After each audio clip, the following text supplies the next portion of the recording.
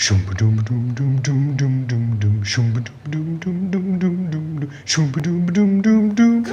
for Cat.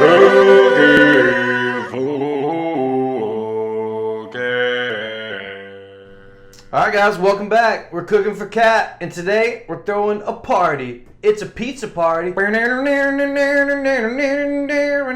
I mean. We're keeping it basic. We're making a pan pizza. What I actually prefer to call a Focaccia style pizza. We're going pepperoni and cheese today. Just the classic El Clasico pepperonio pizza. 500 grams or 3.5 cups roughly. All-purpose flour, 10 grams or a tablespoon, I believe, of salt, a teaspoon or maybe 6 grams of sugar. That's what I've already weighed out for you guys right here, okay? You're gonna need a tablespoon of yeast. All right, to this we're gonna add 1.5 cups or 340 grams of pretty warm water. You really need to be warm to kind of help this yeast activate. And wow. We need to let this sit and kind of bloom and do its thing for about 5 to 10 minutes. Don't be so intimidated by dough. Dough's gonna rise. You give it heat, it rises. Really, we're just there to kind of facilitate that. Please remember this term, autolyse. Autolyse. Autolyse. Think of it like you're in the club.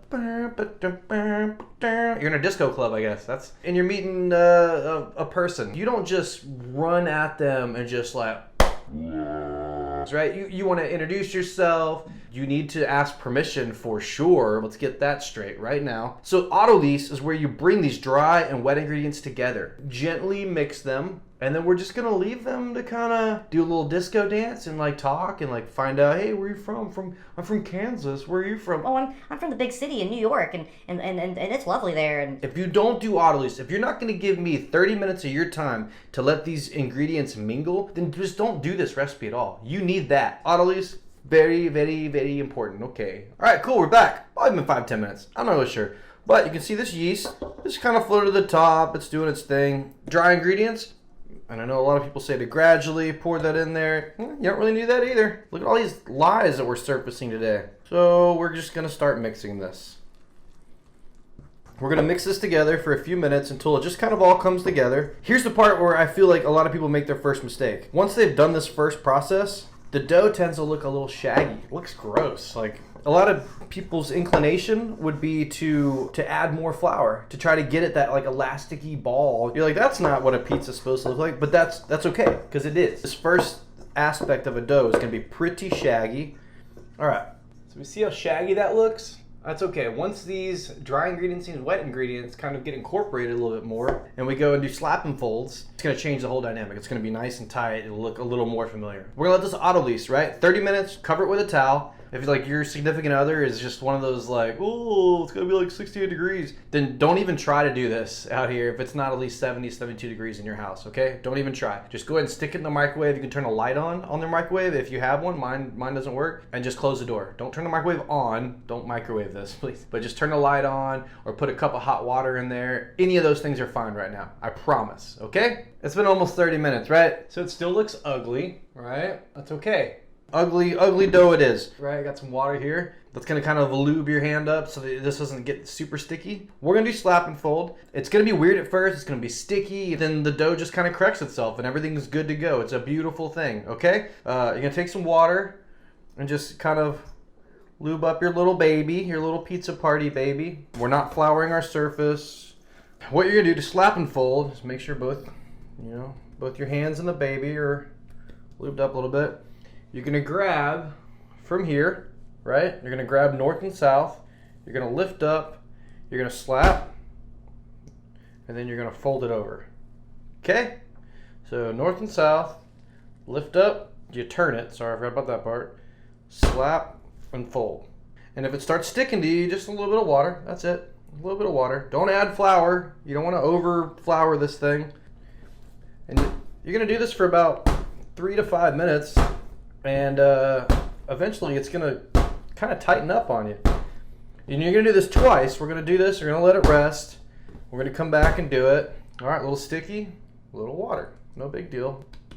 Cool. And see, now it's kind of tightening up and you can see it's kind of looking a little more like a dough. Which way was that?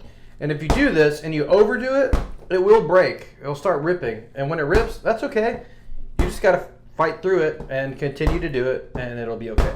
So this is slap and pull. There.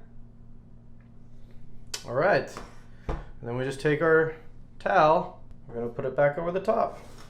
And we're gonna let this sit for about 15 minutes, and we're gonna do it again. After that, then we're just gonna let it rest, and when we let it rest, we're gonna make all our ingredients. Easy freaking breezy.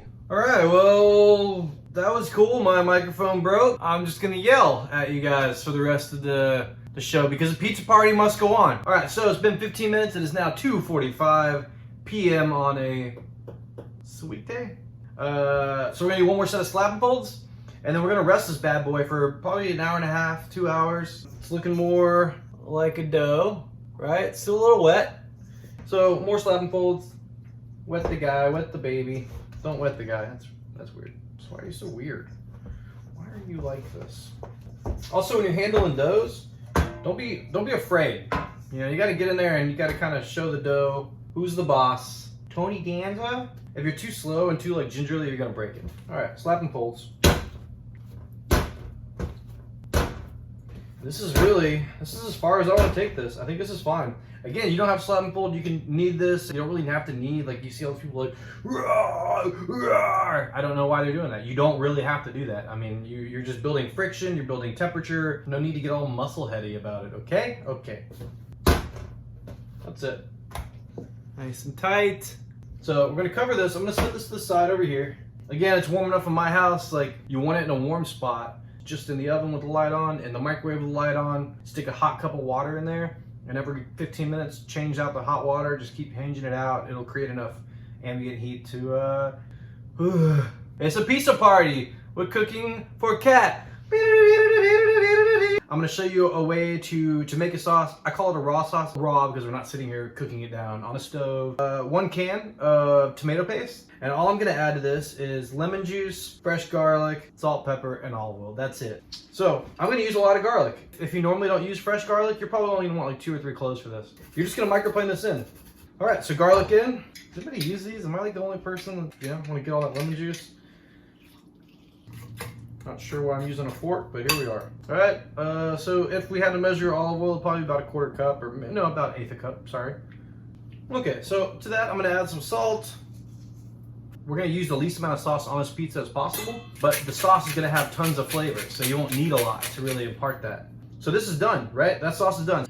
Eventually I'll wrap that, throw it back in the fridge, good to go. Let's talk cheese. So in my fridge, I had some leftover cheese, like a cheese blend. I'm gonna use that, dude, no shame. There's a weird thing about like these kind of processed bag cheeses and the way that they kind of melt onto a pizza anyway, that's like, it's home, Whatever you want to use, right? This is a little bit of mozzarella, and I think it's like Parmesan, Asiago, whatever. It's garbage, but it's delicious. A bag of cheese. I got some smoked Gouda, and I'm just gonna grate it. And once the pizza's done, I'll add some Parmesan over the top as well. Let's top pepperonis. My buddy Big Fun gave me this Bridgeford pepperoni. I believe that's his family's, I don't know, it's his brand.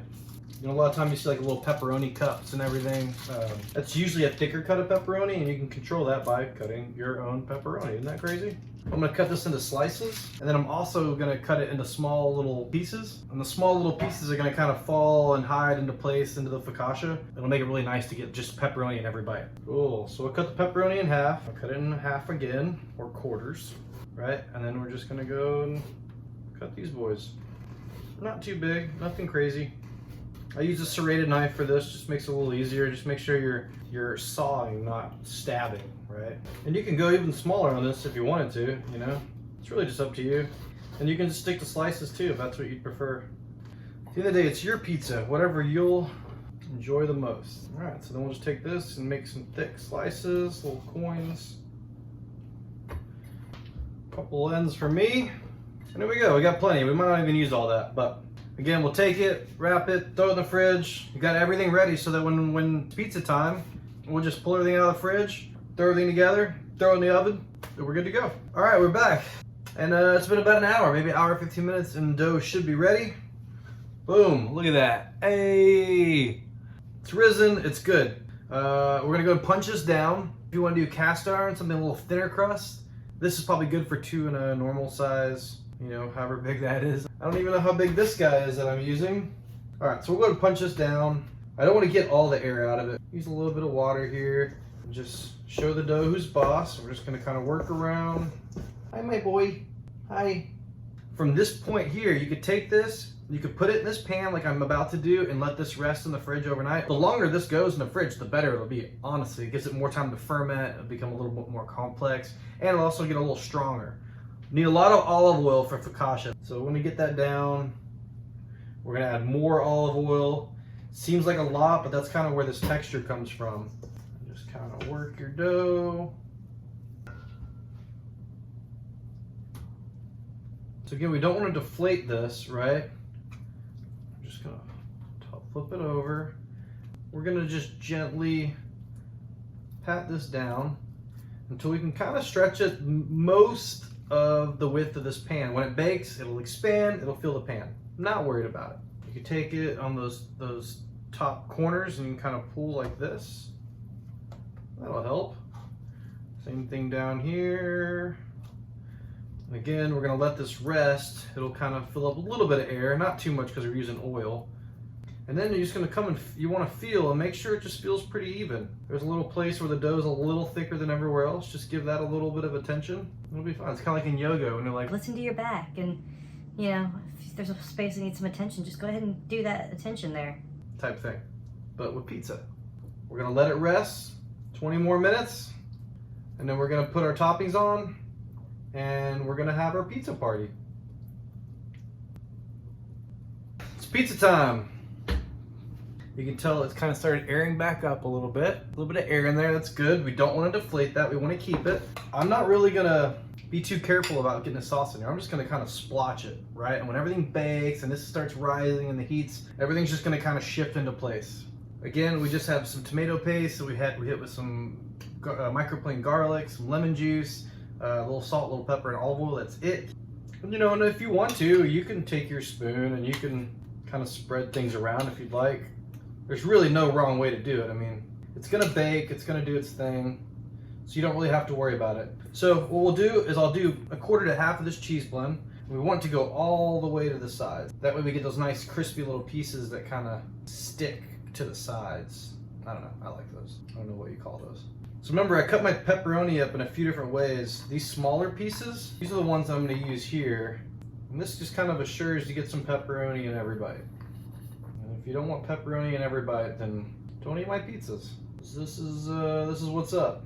Cool. All right. Then the rest of the cheese. Pizza party could turn into a farty party real quick if you're not careful. But our thick little crispy, well not yet, but soon to be crispy boy pepperonis.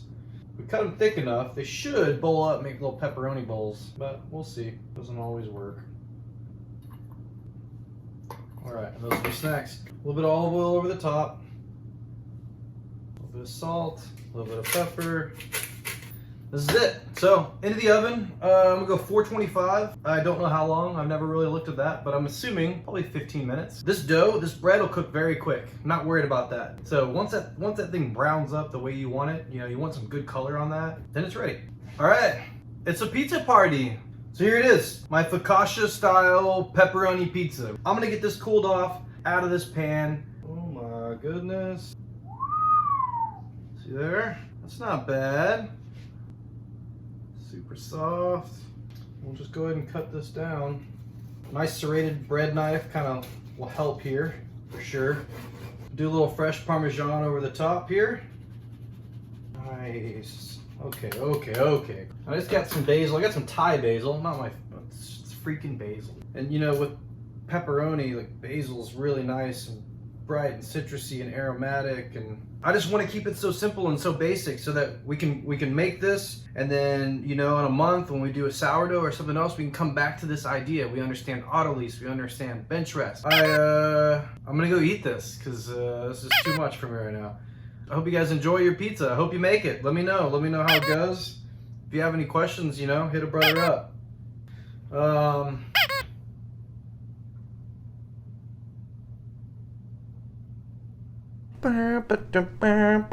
And it's a pizza party.